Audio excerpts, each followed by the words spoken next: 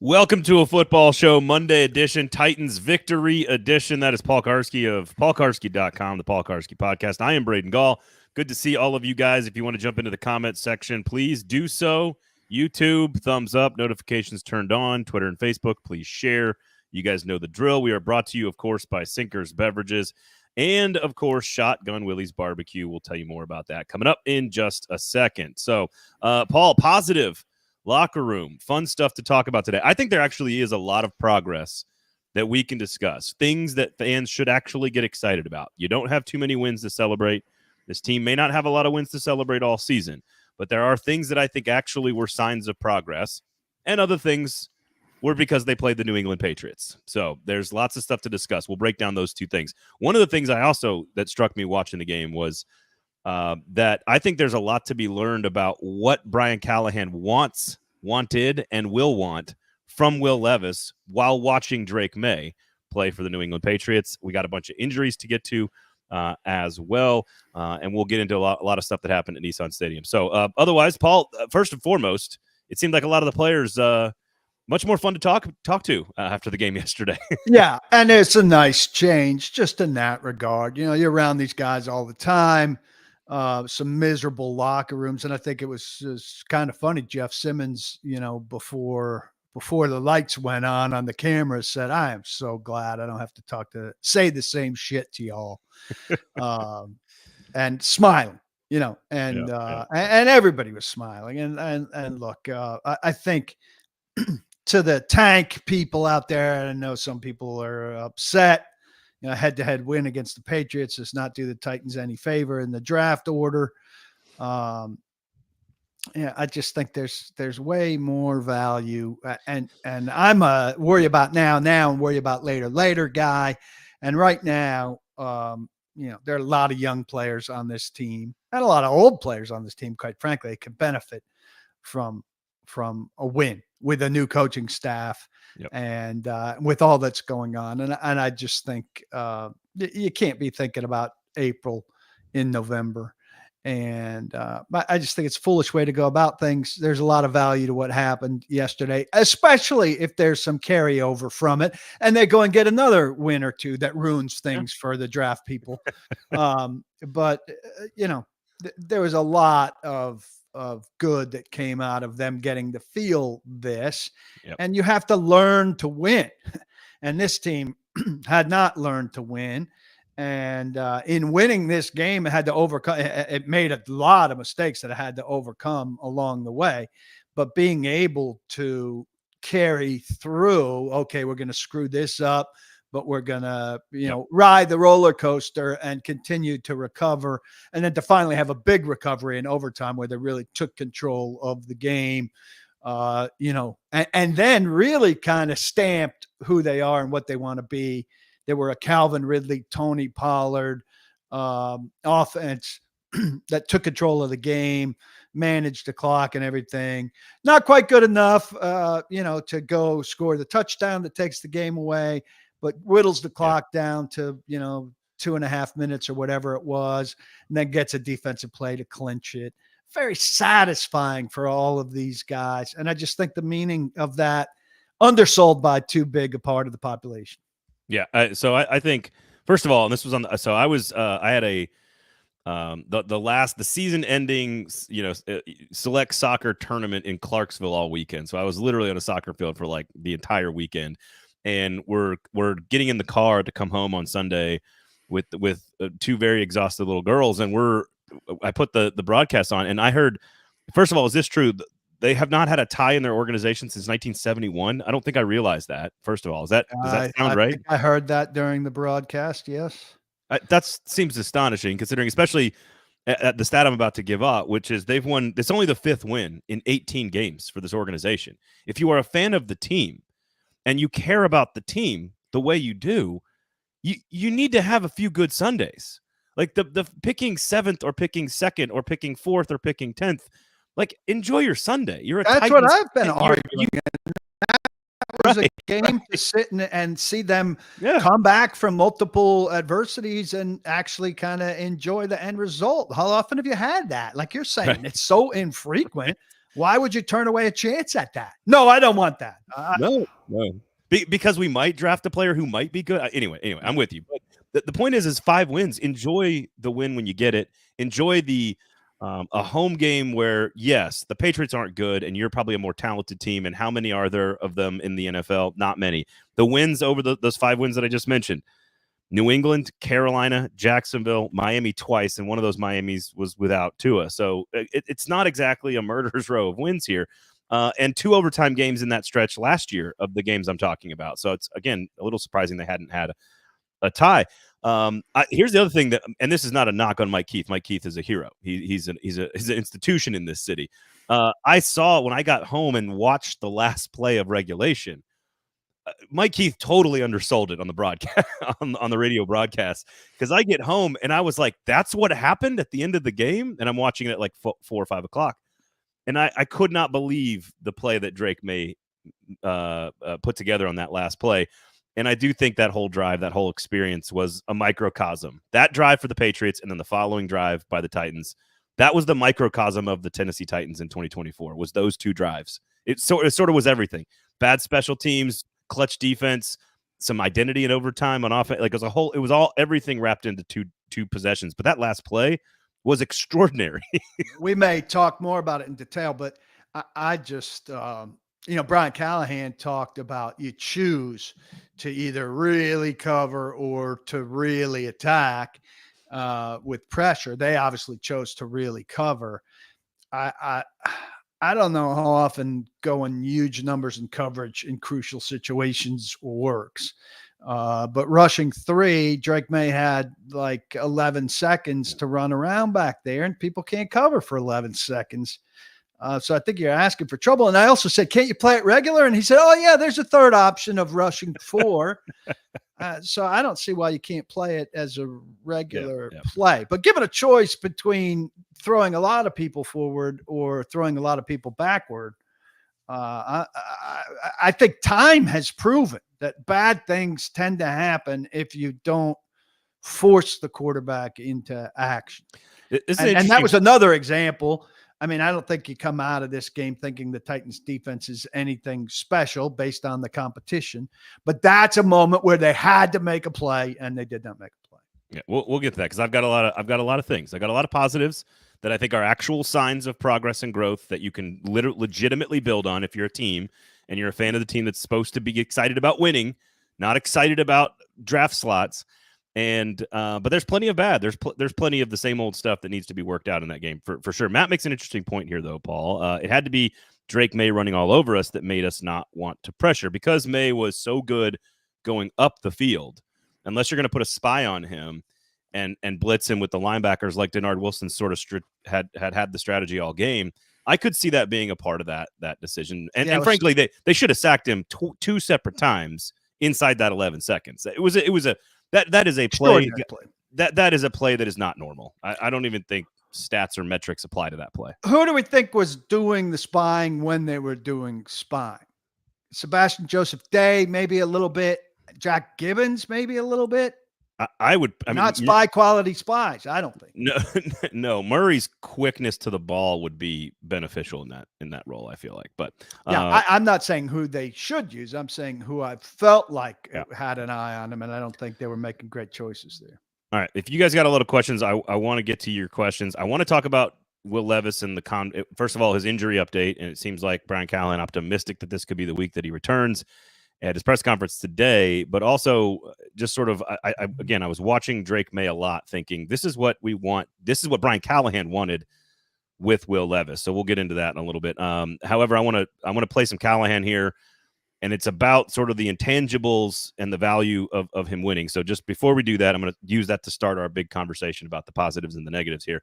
However, Sinkers Beverages, of course, 4-time liquor store of the year in East Nashville. Search Uber Eats for Sinkers Beverages, have them deliver that booze directly to your house. And of course, also Shotgun Willie's Barbecue. The two are teaming up this year, Paul, to take care of your Thanksgiving meal. You can order all the food you want to from Shotgun Willie's Barbecue right there on the website. They got all kinds of good stuff. Watch this. Look at that. There you go. There's some stuff right there you can order. You got some brisket, you got some turkey, you got all kinds of side items. Make it a Shotgun Willie's Barbecue Thanksgiving. There you go. And Paul, if you go into Sinker's Beverages, after you pick it up on Wednesday, you order it, you pick it up Wednesday, you swing by Sinker's Beverages, and they will pair all of the booze with your food order from Shotgun Willie's Barbecue. That's what Sinker's does for you. Take all of the stress and all of the work out of Thanksgiving dinner. I have to provide it for my family, so make sure you go order the food, swing by Sinker's, and of course, award-winning both of them. So make sure you go check out both of those for Thanksgiving, and support your good local business. Two great local businesses in the community. Please go do so. All right, let's play Callahan here first, Paul, to sort of set the. I thought this was an interesting answer. I think this was Sam's question. Phelan from A to Z asked about. He was kind of asking along the same lines of the previous conversation a couple of weeks ago that Nick Vannett had said, "Hey, we need more vocal leaders. We're losing, confidence on the sidelines." And it was sort of it felt like almost a follow-up to that conversation from a few weeks ago. And this is what Callahan had to say. Yeah, that is a good question. I've been waiting to feel that, sort of all season long, and we haven't done a very good job.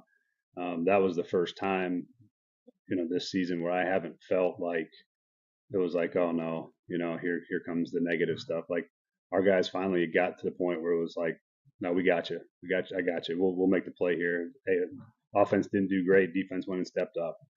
Defense gives up a touchdown. We go answer with a touchdown drive. It just we complement each other well. Our guys are playing for each other, playing together. That was the most sort of connected I felt our team in the course of the early part of the season, and it's one of the things we talk about all the time. And to see that turn in that game in that moment was I think important for us.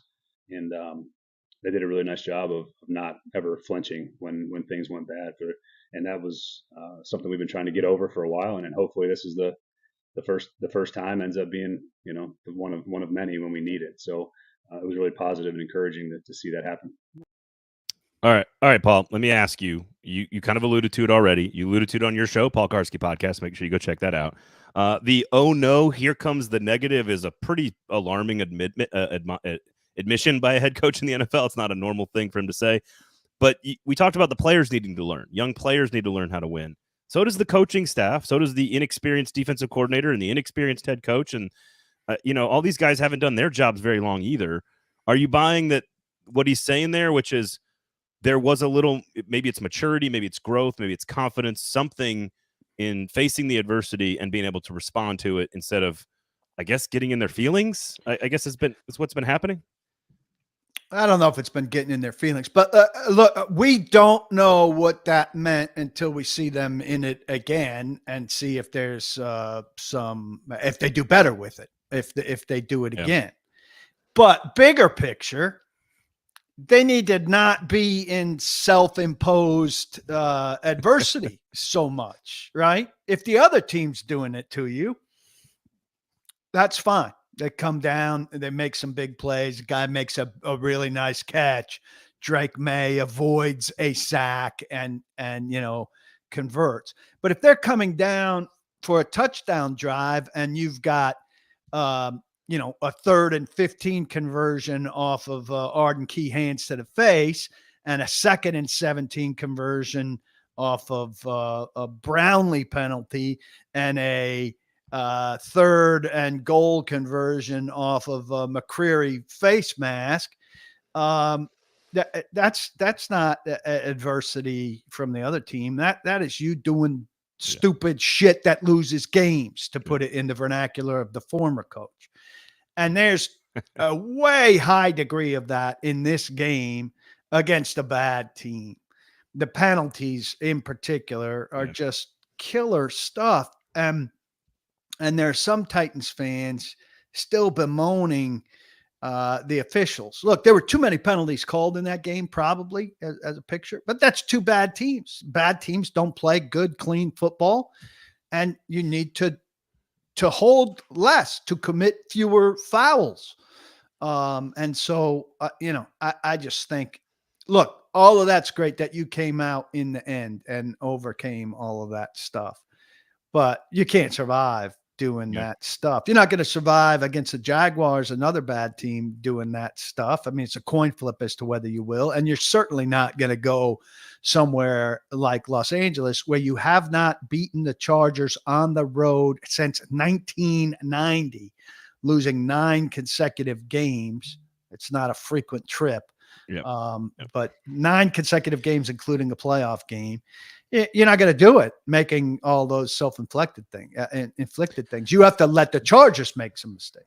I know at times fans in particular do this, but media can occasionally allow this to happen too, where you get caught up in sort of a positive outcome or a negative outcome. It can drive content and thinking and sort of, and maybe I'm guilty of that. And I've got a big list of things that I actually really thought were good. And I'm going to ask you how serious I should take them. But I also, understand obviously that this team, we are arguing or not arguing. We're discussing growth and progress on the margins of a team that's not good. Like I'm not trying to sugarcoat that part of it. I just think there are things fans can actually look at on Sunday and say that is a sign of something that they've worked on, fixed, and could continue to improve on. And that's all honestly all you kind of want. Let's get some comments here before I rattle off a few of those things. Is it wrong to get a win and be upset because it was Rudolph and not Levis? I would say no. Well, five in 18 games. Yeah, you want any win you can get. You'd rather it be Levis if you want them to be building the way that you want them to build, but you'll take it with whomever. I mean, they've made some progress with Rudolph. Last 2 games before that were against very good teams, and there was some progress in the first half that went away pretty quickly and wasn't contextually that significant, but was something. And this was better. At one point, Maye was 24 of 27, and Mason Rudolph was 9 of 22 at the same time. I think 9 of 22 is real bad. This is my fear, and I think this is a fair fear that it's not like Levis is just going to plug in and all of what's gone on offense that's been good while he's away is going to pick up where it is left off. Like you're here finally, and he comes in and takes over right there. I think you come back in and have to build that up, and that's annoying. But that's where they are. One step back, 2 steps forward, I guess, right? Tyler says, Tyler says, felt like we were in over our heads on the final drive of the first half. Felt clumsy. Am I wrong? I would say mistakes were a problem. And then, you were there with Callahan today. He basically said that was the plan on the final play today. Well, once they had the holding call, they basically abandoned it. I don't like that. I mean, I thought in the moment and talking to somebody there, like, all right, on the 3 seconds left, he was under too much pressure for even a receiver to get down for the Hail Mary, so he threw it away. I don't like that the play call is throw it 3 seconds into the air out of bounds and let it come down. That to me is far too conservative. All right, let me give you some idea. Let me give you some stuff here. And some of this is going to be very obvious, but you know what? It's a win. It's only the 5th win in 18 games, as I've alluded to. Let's celebrate some of the good stuff. And how serious is it? How legitimate was it, or was it just the Patriots being awful at football? Number one, I'm going to start with Tony Pollard at the top because I think he and I'm going to put Ridley in there a little bit more because he made a couple of big plays, a couple of bad drops as well. And I got some numbers on that, but 18 catches for Ridley, 258 yards, over 14 yards per catch, 3 games in a row, starting to come to life. But Tony Pollard is the heart and soul of the team. In the last 5 games, 103 rushing attempts, 464 yards, 13 receptions, 68 yards. That is 23.2 touches per game for 106 yards from scrimmage per game. This is the most dependable, best player on the team right now. You got to feed him the football. And Callahan, said it today, how impressed he was even watching it back yesterday, that how good he was. And frankly, in the face of an offensive line that keeps getting more beaten up. Take your time with Tajay Spears' hamstring, because he said he'd like Spears to be back cutting into that workload because Pollard will wear down at this rate. How many carries did he have yesterday? He was 20. I think it was 28 for 28. Let me double check that. I think it was 28 also. And we're used to seeing a 28 carry back. So maybe that's a little selfish, but I'd take that game over and over again. And I mean, he had a couple runs. The touchdown that was called back was really good. I think the one that set up Vanette, where he just kind of, he went slowly and accelerated and moved left and then went slowly and accelerated. And he just read everything that was going on in front of him beautifully and saw things very clearly and looked a little bit like a football ballerina. Just really, really good. Very much the best player they have going. And finally freed from an offense that had let him work basically in the first half of games. He finally was able to carry the ball in 2 halves because the Titans weren't forced to throw and play catch up in the second half. And so he finally gets his 100-yard game because he's able to run really and take the ball in both halves of the game. Also, and I'll squeeze this in somewhere this week, but JC Latham with some really good stuff in the locker room yesterday, just about how good he is without the ball in his hands and his sense for pass protection trouble and his ability to pick things up and bail the offensive line out, which is another skill that scores him points with the entire offense. So I think to your point, I think that's an absolute, that's a thing that is not going anywhere. I think that is progress, and he's going to be that way as long as he's healthy. And he's battled a lot of injuries. Very, very tough player. Give him credit. But the overtime drive, and I'm going to piggyback this off with a little bit of Ridley and Pollard, because the overtime drive, and I was just listening to it on the radio, it felt very identity driven as an organization, as a coaching staff, as a set of players that they have. We'll get to Lloyd Cushenberry's injury, but that drive, leaning on the team the way they did, leaning on the Patriots the way they did, it felt like the play calling it was like, hey, we know we're the better team. Let's go out and win a game here. Let's respond let's pick the defense up after giving up the touchdown that they just did. So when you put Pollard and Ridley in here, and I got one more piece of the offensive identity I want to ask you about in a second. But the Patriots had to burn their timeouts there, and it wasn't they had to manage the clock, but they're also spent. That was a hard drive. 7 carries for Pollard, 2 big catches for Ridley, and just very much the Titans were leaning on them. And I thought, well, they're using the timeouts here because they've got to manage the clock. You'd like to have them when you're coming the other way to manage the clock when you have the ball, but also using them a little bit earlier here. You got to catch your breath. Now, of course, the Titans should have finished the ball by sticking it in the end zone, and they botch a snap. So that's kind of fitting that they had to finish it on defense because they couldn't finish the drive because they couldn't handle a snap. Yep. Ridley, so on that drive, I think it was one of his best catches where he took a shot on one of those plays. He also dropped tough catch. Yes, he dropped a couple of passes. I got some numbers here I wanted to float by you just to see what you think about this. He has 59 targets and 29 catches, I believe. Am I 28 catches, maybe 59 targets? I looked at a bunch of other receivers in the NFL. Amari Cooper, by the way, 59 targets, 29 catches, almost identical target and catch rate. Jerry Jeudy, 61 targets, 33 catches. DK Metcalf, 61 targets, 35 catches. George Pickens, 58 targets, 35 catches. CeeDee Lamb has 84 targets with only 53 receptions, so 31 incomplete passes there. Now, look, that's not a list of receivers you necessarily are paying $90 million for. Amari Cooper, maybe. It's pretty. Lamb. CeeDee Lamb's great, but he's, again, 84 targets versus the 60. Metcalf, Cooper are both pretty good. I think Pickens has some upside, but is also a guy that loses focus at times. Cam Sutton has a similar 68 targets, 36 catches. I say all of that not to be like, excuses for Ridley, but there are plenty of receivers that play with much better quarterbacks and much better offenses where their rates aren't significantly better than that. It's definitely lower than it should be, but you're starting to see some life here. And with Ridley and Pollard, it's pretty clear that their identity, I feel like, is right there. But here's the other piece of this that I think needs to be added to that identity, and I want to see what you think. 6 catches, 83 yards, and a touchdown for the tight ends yesterday. 11 catches over 100 yards for the tight ends against Buffalo, only 4 against Detroit, only 4 for 8 yards against Indianapolis the week before that. It feels like, and Nick West, this is not an insult to Nick Westbrook-Akine, who's also awesome and very consistent the last 4 games. Touchdown in all of them. He just kind of plays and runs routes like a tight end, I feel like, I that's not meant to be insulting. I just think that's the kind of player he can be. Very dependable, third down guy over the middle, end zone, etc.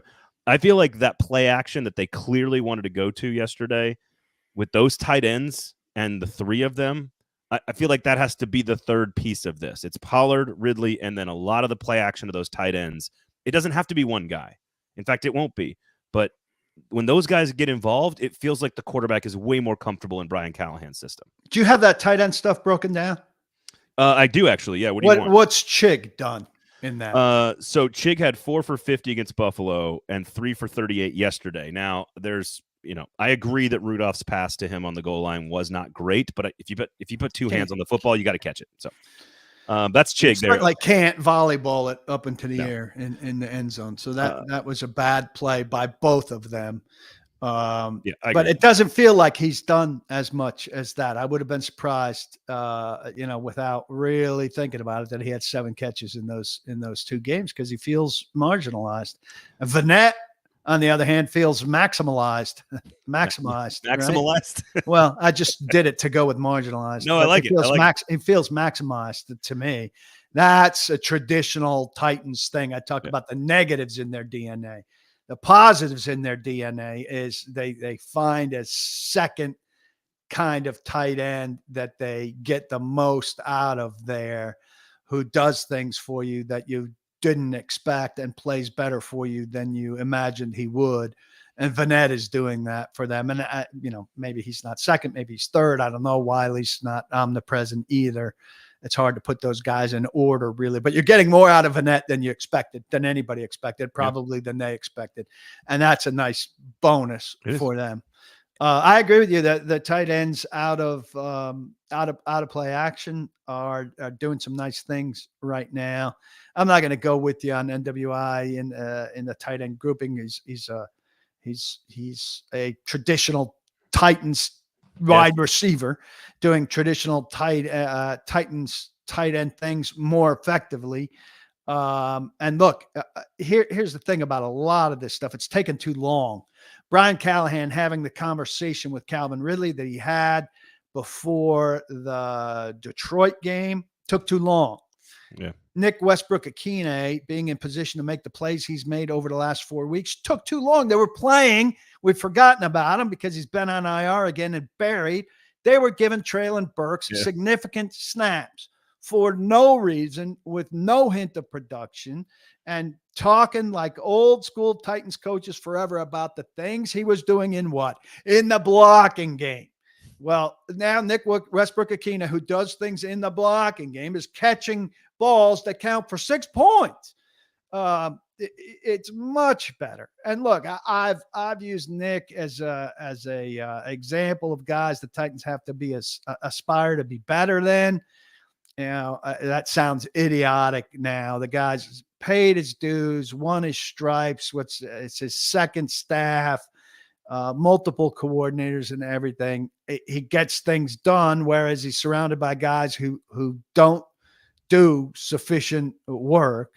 And he's kind of an emblem of everything you want in a guy to do the dirty work and show up and get the job done. And bravo to him. And his alma mater is 9-0. So there you go. The Fighting Kirk Cignetti is still undefeated up there in Bloomington, Indiana. So there you go. And Austin says NWI is the Titans Hall of Famer.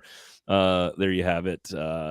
Andrew says Titans just got to lock in and lose out. I believe they can do it. JFK says this team can't even tank right. Guys, what are we talking about here? They only have 2 wins. It's not the end. I mean, JFK 51. It just like if you think players are actually going to be involved in this, I don't know if you're being funny or not, but it's crazy to think that Tony Pollard gets the ball in overtime and doesn't want to run effectively. Or that I want to put bad tape out there, PK. That's that Amani Hooker sees 2 interceptions coming his way and doesn't want to catch them. Quick question here from let's see here. Oh, Ed says this is the sack reduction because of Rudolph, or is it the line improving? I'm leaning Rudolph. I would say it's probably a little bit of both. I've got a really big reason for the sack reduction against the Patriots. They don't rush the passer well. They traded Matthew Judon and what's his name? Uche. Josh Uche, yeah. Yeah. So 2 high, Judon, very high quality pass rusher, traded before the season. Uche benched last week and traded the week after. I told Brian Callahan that coming out of his Monday press conference. He's like, really? So two guys who could get their hands on the quarterback, who the Patriots like the Titans should be doing tomorrow, or looking to get more draft capital out of. Yep. So the O-line did better. Rudolph did better. But the number one reason is the Patriots aren't a good pass rushing team. They don't have nearly, and we said this after the first couple of weeks, that not going to see defensive fronts as good as who did they play out of the gate? The Bears, the Packers, some of these teams. Not everybody as loaded up front, and we're seeing some of that now. Although they'll play the Chargers, Vikings, Texans, and Commanders, and that'll all change. Yeah, that'll change back. The pendulum swing. There you go. I do think. Well, so I've got a couple other of these I want to get to with you, but the tanking thing is interesting. Like if Arch Manning was available in this draft, I might even be willing to say to Titans fans, like, look, worst case scenario, you lose a bunch of games, you don't have any fun this season, and you end up with 2 or 3 wins, and you're in the running to get the number 1 pick and draft a guy who is a franchise-changing player. Oh, by the way, with the same last name as a guy who's like the most famous person in our state who played for a division rival. It would be very fitting if he ends up here. I think it would be the biggest get the Titans could ever get in a long time. But how would they go about tanking in that circumstance? But that's not this year. There is no quarterback in this class. There are a lot of, as I've said this over and over again, I'll continue to say it. There are a lot of really good quarterbacks in this class. I think it's a bunch of J.J. McCarthy's, but they're a bunch of guys you pick between 10 and 25. It's not a bunch of guys you pick in the top 5. So picking 7th or 8th could actually give you the quarterback you want, or it could give you a pass rusher you want. So let's say with the difference of 2, picking 2nd and picking 7th is not that big of a deal. Let's say Arch was coming out this year. Like, how do you tank that game yesterday? You give the ball to Chestnut instead of Pollard? I guess. You play Jaquan Jackson more and stop throwing the ball to him out of the backfield, by the way. Do you not recover his fumbles? Well, he was recovering his fumble. Like, I don't know how, so you do it mostly in how you put personnel out there. So I'm just trying to think. I mean, the personnel they have out there is pretty bad. Paul, you're trying to do something that you can't do. Don't waste your time trying to do the thing. I'm trying to cooperate with these people who want to do it. I'm asking them what their ingenious strategy for doing it would be. Because I said this on Thursday. Travis Hunter is the best player in college football. He is not, in my opinion, I do not know if he is even a lockdown man-to-man cover corner or the best in the draft, especially for Denard Wilson's scheme. And I do not think he plays wide receiver in the NFL. So I don't like. I think these people's estimations, the Patriots just got him yesterday. Great, that's awesome. And Andrew says one Arch's arm isn't as good as Nico's. Well, Arch is more accurate than Nico is right now. The best pick in this draft is Travis Hunter. We need 2 tanks. Now, look, if Nico is a top 5 pick next year, then he's another, I think, candidate for this kind of stuff. But it is not. It is next year, the year you want to be picking in the top 3, not this year, is the key. You can get a great pass rusher. Simeon. I mean, when is the last time we saw a team do something like that? There's one time in one game that I wrote about last week in the Mariota Winston year. Second half, Tampa Bay was winning against New Orleans, I think, and they pulled a bunch of people and played crap, and they blew a substantial lead and lost that game to assure they got the number 1 team, the number 1 pick. But when have we ever seen a team like the Titans right now play their 3rd string quarterback starting in week 10? Like, somebody cite it for me. On purpose, yeah. And Andrew comes back and says, take Travis Hunter because you get a lockdown cover corner and a wide receiver, 2 salaries, 1 position, 2 positions, 1 salary. Here's the deal. He is playing like 800 plus snaps. He's played like 300 more snaps than everybody else in college football. He is not going to play both ways in the NFL. Stop it. Everybody. So right now, I wrote about this last week. Jarvis Brownlee, for example, or who's the other one? Well, Nick Westbrook-Akine. He's playing full-time wide receiver since they traded D-Hop. And he played 1 special team snap the first week. And the second week he played 6. Before that, he was playing 18. He can't do it. I asked him. I said, if they asked you to, what's conceivable? And he said, look, it's really hard to run a 3rd down play and turn around and play a punt coverage snap. You could be a full-time – Travis Hunter will be a full-time corner in the NFL and might have some packages and specialty situations on offense. Down, yeah. That is what you're going to get out of Travis Hunter. He is the best athlete in college football. I am not arguing that. They'll maximize him, but he can't be a full-time two-way player. All right. So I want to get to a couple other things here because I think offense, Pollard, Ridley, identity, tight ends, play action, I think all of that was a really positive development coming out of this game. I think veterans on defense was a big part of this. Look, they gave up the plays in that final drive, and we can touch on that. And certainly the linebacking core, like Jack Gibbons made a lot of tackles 8 yards downfield, which is sort of like his MO. I know he had a couple of around line of scrimmage. He's too good to play Jerome Baker. He's playing too well to play Jerome Baker. Give me a break. Diggs with the injury is a big loss there, although Brown played well enough. I thought when you look at the and I don't know how many of these guys are going to get moved. I don't know if my guess would be maybe Arden Key, but the veterans on defense I thought played like veterans on defense have to play. Jeffrey Simmons was very good. Harold Landry was pretty active, especially early on. I thought Kenneth Murray flew around to the football most of the game. Amani Hooker had another great game despite not practicing all week. So I think and then Arden Key has been very active the last 2 games. Those veterans on defense are the pieces you are supposed to have been leaning on all season. And if you get Snead back or any other pieces back and Sweat continues to develop, there's a lot there. I thought Denard Wilson's game plan was excellent yesterday. So to be aggressive at Drake Maye, we can talk about Drake Maye in a second, but I thought the veteran pieces on defense was a big part of like all y'all showing up at the same time. Yes, the Patriots aren't very good, but I think that's a step in the right direction for those guys as well. Yeah, I don't disagree with any of that, but I would put a lot of weight on the Patriots not having much talent. No explosive weaponry for Drake Maye at all. No downfield threat for him at all. I'm very intrigued by him. I think they've got a nice situation where they need to get a better offensive line for him and get him better weapons, which is a great position to be in, to feel pretty certain you've got your quarterback and need to surround him with stuff. Hang on the May stuff because I want to really get into that. So, hang on. Tyler says his key plan to get out of Nashville. It sure as hell looks like it. I mean, where was he the 2 weeks before this? Then he wore a St. Louis Cardinals hat yesterday as he was talking to the media and getting out of the locker room. I'd never seen him in a Cardinals hat before. A lot of talk about the Arizona Cardinals maybe being one of the teams courting him. So, some people were asking some of us if there's a message there. I don't know if there is or isn't. I wouldn't have put it past Key, though. And again, this is another too late thing. Like, Key has been invisible for a long time. And the last 2 games, he's been terrific, which is great for the Titans. But is it him waking up because he's realizing, hey, I could get out of here and get to a playoff team for a 6th round pick or a 5th round pick or whatever? I always estimate the value wrong.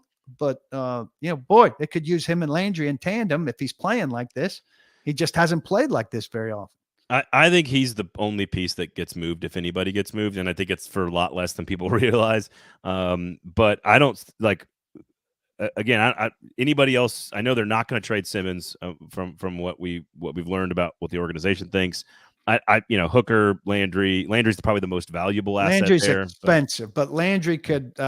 Detroit really, really needs an edge presence, and maybe they find somebody else. Maybe they settled for Key. If they really went all out, Landry would be the guy. I would think if they're coming shopping here.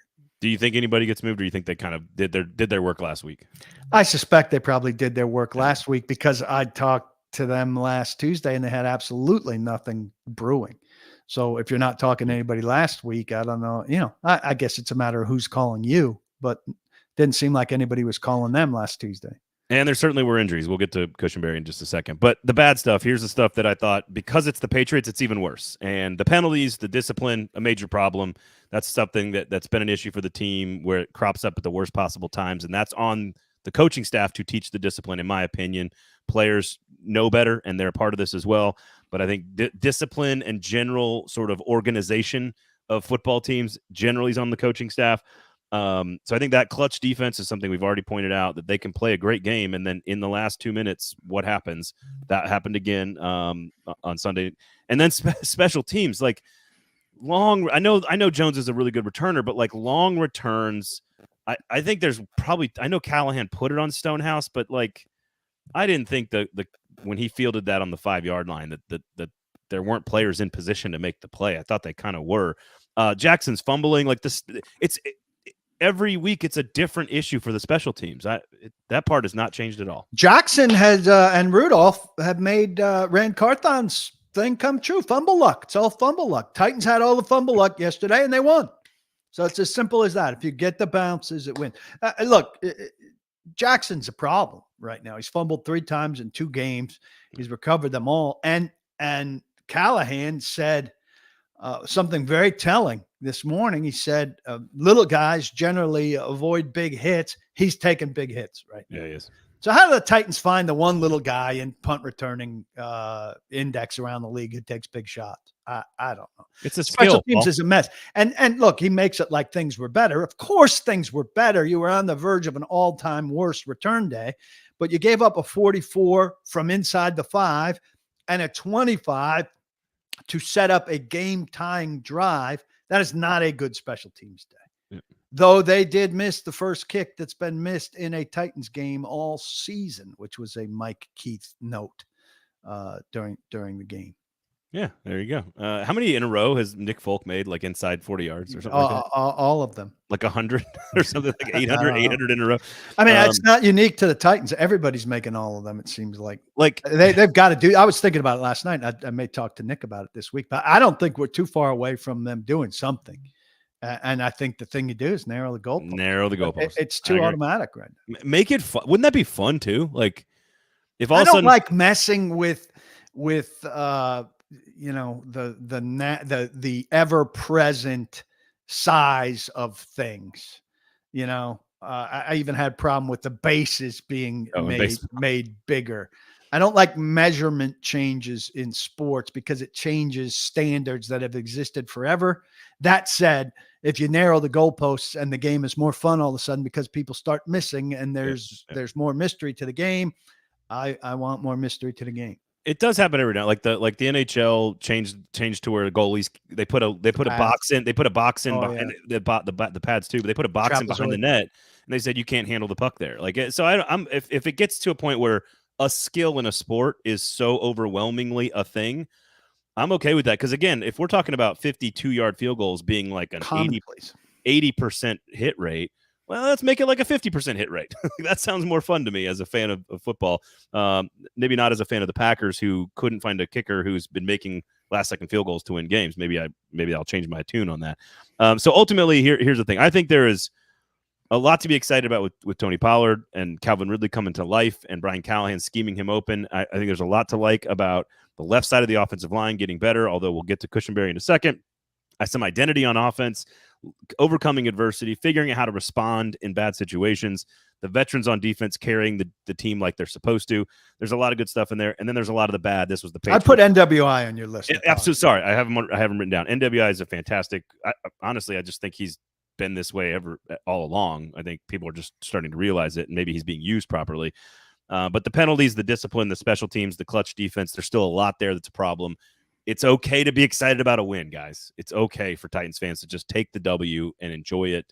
And you know what? You got 4 really tough games coming up. It is what it is. Yeah. Let's see how this translates into next week.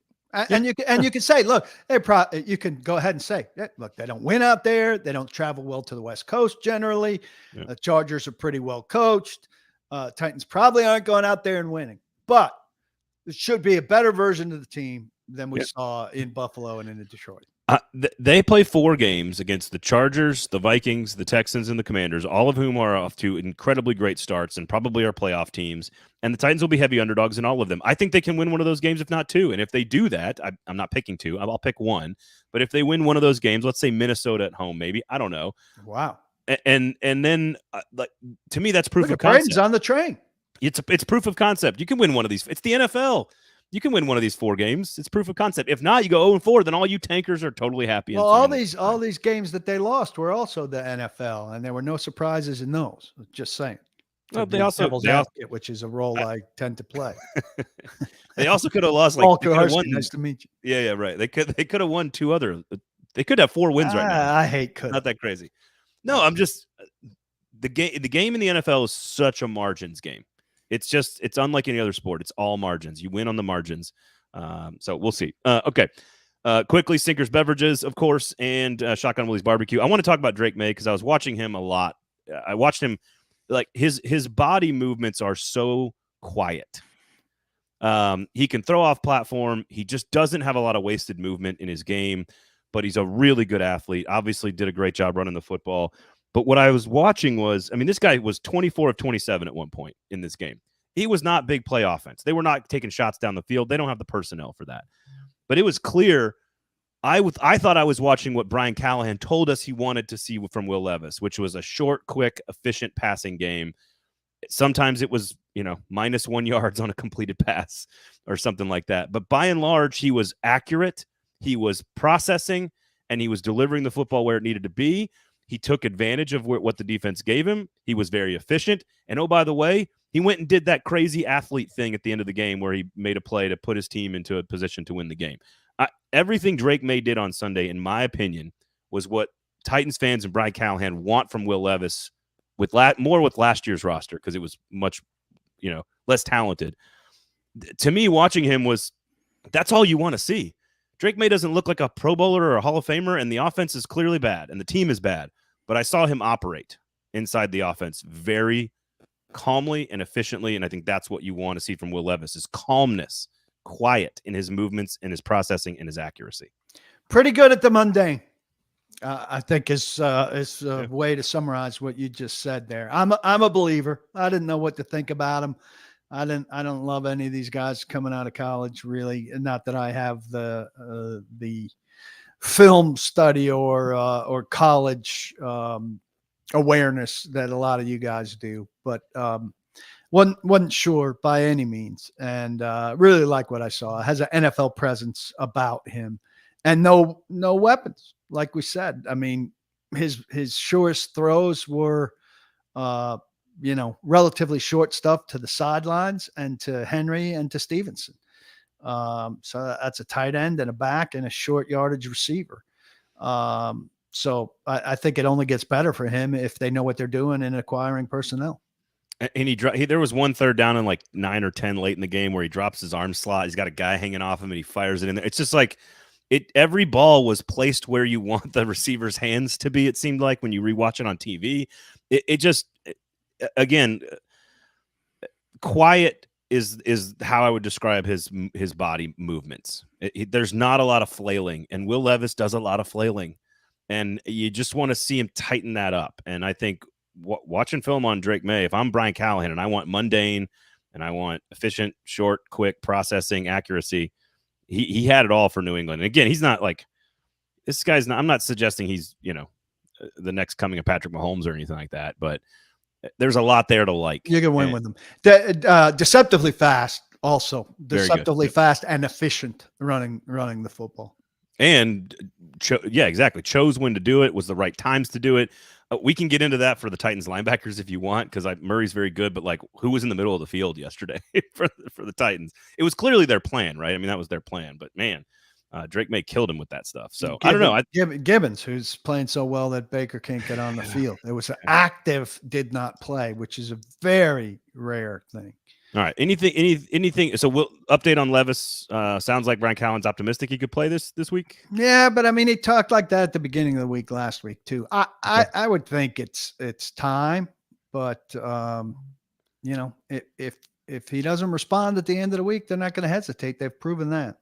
Do you anything to be said about a very, very physical and well-coached, disciplined Chargers team? Maybe in a place where you've already alluded to, they've been terrible as an organization, maybe waiting to be at home against Minnesota the following week. I don't know. Any thoughts to that? I think it's a dangerous team in its physicality and in its well-coachedness. I don't think it's a good draw. I don't think it's a good time. Which one? The Chargers game I agree. Yeah. For the Titans. Yeah. I've been on the Chargers for a while. I like Herbert a lot, and I finally pulled off them this year. But I presumed that they would actually get better under Harbaugh with lesser personnel. I've got no receivers to note. but they run the ball more, have gotten better on the offensive line probably, and they're just they're probably, more broadly talented than Titans in a way that they can smother them.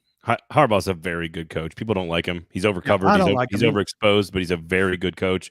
And Herbert has not. I got him on 2 fantasy squads, so I'm with you on Herbert. I think he's undervalued, and he's honestly, I think he's had 1 interception all season, and that was back in week 2. He's been incredibly efficient with the football.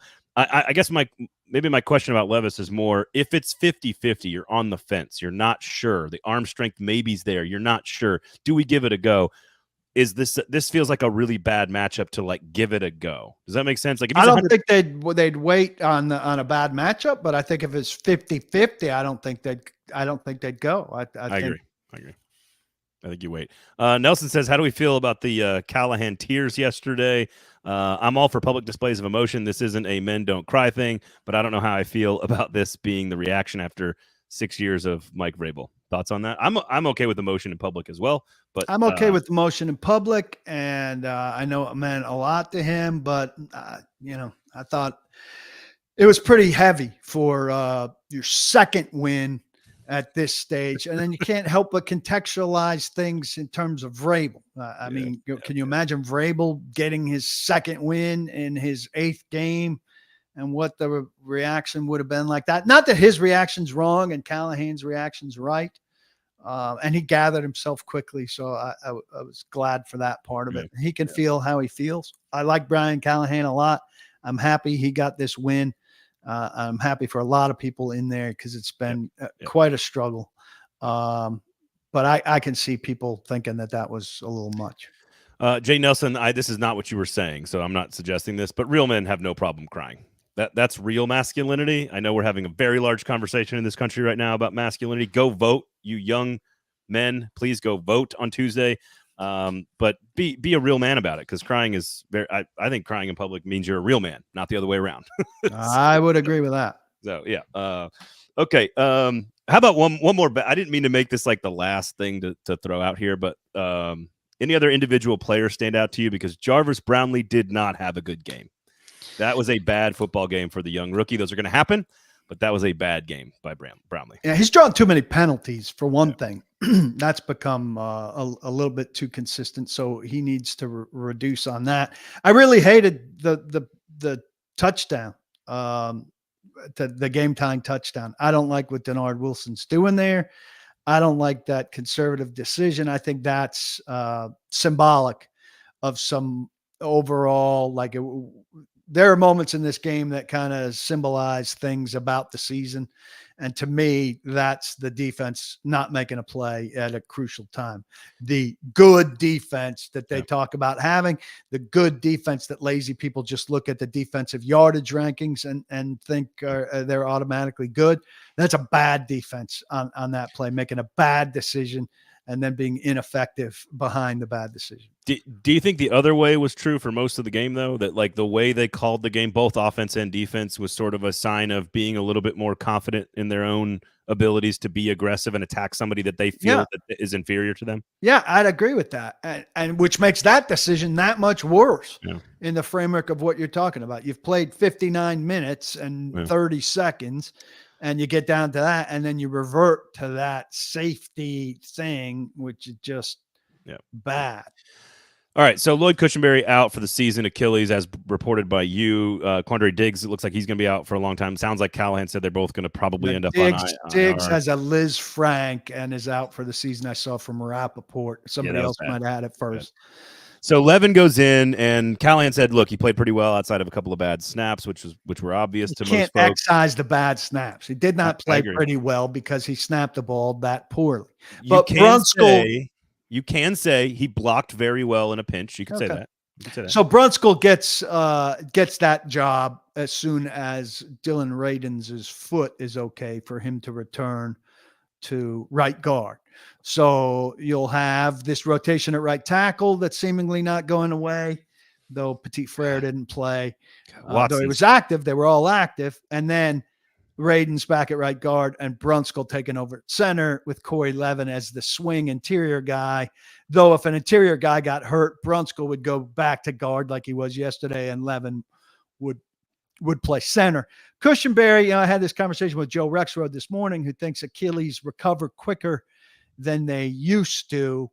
I don't know about on a big man like Cushenberry, and I think it depends on the degree of the tear. I worry that this spills into next year, and the Titans may go and get another offensive lineman and a half, and they could be in good shape. But at the beginning of training camp or maybe on opening day, they line up and Lloyd Cushenberry either isn't there or isn't himself, and you're bummed out because of what happened on November 3rd, 2024.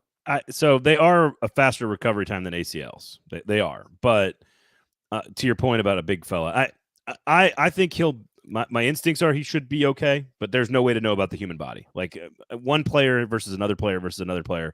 If the average recovery time is 6 months for an Achilles, you just never know how the human body is going to respond to any of that stuff. My question for you is not like this is not really a big topic, because it's like, yes, your $50+ million center is no longer in the game. Does that hurt your quarterback? Well, obviously. Does that hurt your running back and your running game? Obviously. My question for you is, how important to J.C. Latham and Peter Skoronski's long-term development is not having him in there? Or can Brunskill do enough to continue to give an environment for those two guys to continue to get better? Because I do think they are making progress on the left side of the line, I think.